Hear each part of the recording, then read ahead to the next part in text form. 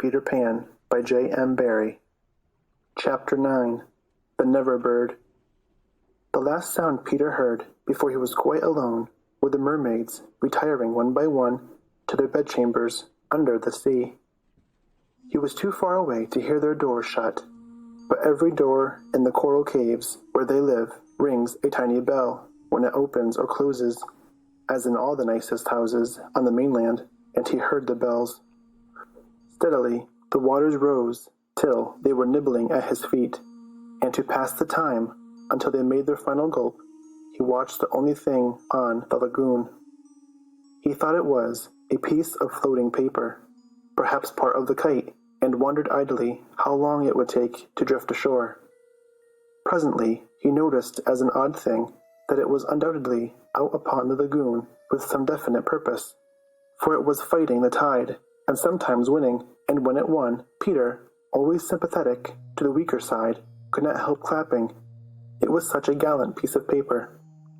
It was not really a piece of paper. It was the Never Bird, making desperate efforts to reach Peter on the nest. By working her wings, in a way she had learned since the nest fell into the water, she was able to some extent to guide her strange craft.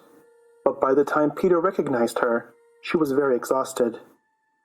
She had come to save him, to give him her nest, though there were eggs in it. I rather wonder at the bird, for though he had been nice to her, he had also sometimes tormented her. I can suppose only that, like Mrs. Darling and the rest of them, she was melted because he had all his first teeth. She called out to him what she had come for, and he called out to her what she was doing there. But of course neither of them understood the other's language.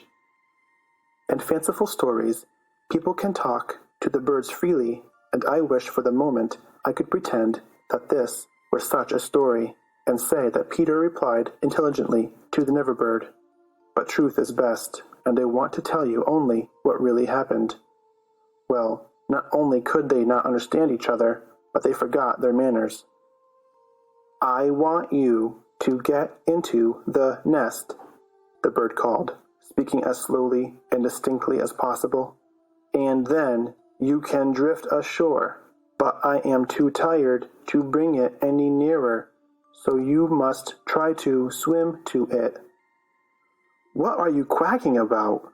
Peter answered. "Why don't you let the nest drift as usual?" "I want you," the bird said, and repeated it all over.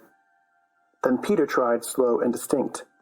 "What are you quacking about?" and so on. The Never Bird became irritated. They have very short tempers. "You dunderhead little jay," she screamed. "Why don't you do as I tell you?" Peter felt that she was calling him names, and at a venture he retorted hotly, "So are you." Then rather curiously, they both snapped out the same remark. "Shut up! Shut up!" Nevertheless, the bird was determined to save him if she could, and by one last mighty effort, she propelled the nest against the rock. Then up she flew, deserting her eggs, so as to make her meaning clear. Then at last he understood, and clutched the nest and waved his thanks to the bird as she fluttered overhead. It was not to receive his thanks, however, that she hung there in the sky. It was not even to watch him get into the nest. It was to see what he did with her eggs. There were 2 large white eggs, and Peter lifted them up and reflected. The bird covered her face with her wings, so as not to see the last of them, but she could not help peeping between the feathers. I forget whether I have told you that there was a stave on the rock, driven into it by some buccaneers long ago to mark the site of buried treasure. The children had discovered the glittering hoard, and when, in a mischievous mood, used to fling showers of moidores, diamonds, pearls, and pieces of 8 to the gulls who pounced upon them for food, and then flew away, raging at the scurvy trick that had been played upon them. The stave was still there, and on it Starkey had hung his hat, a deep tarpaulin, watertight, with a broad brim. Peter put the eggs into this hat, and set it on the lagoon, It floated beautifully. The Neverbird saw at once what he was up to, and screamed her admiration of him. And alas, Peter crowed his agreement with her. Then he got into the nest, reared the stave in it as a mast, and hung up his shirt for a sail. At the same moment, the bird fluttered down upon the hat, and once more sat snugly on her eggs. She drifted in one direction, and he was borne off in another, both cheering.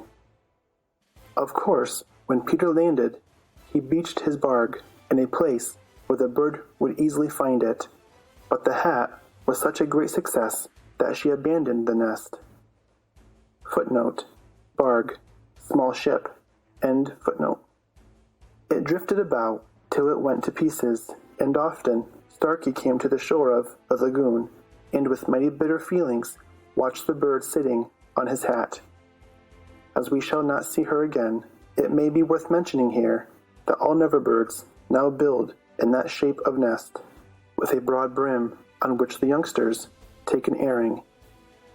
Great were the rejoicings when Peter reached the house under the ground, almost as soon as Wendy, who had been carried hither and thither by the kite.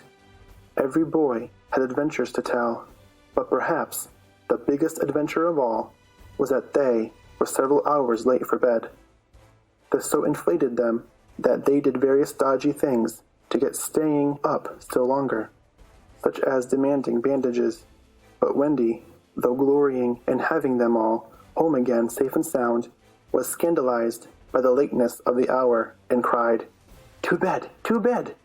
in a voice that had to be obeyed. Next day, however, she was awfully tender, and gave out bandages to every one, and they played till bedtime at limping about and carrying their arms in slings. End of chapter 9.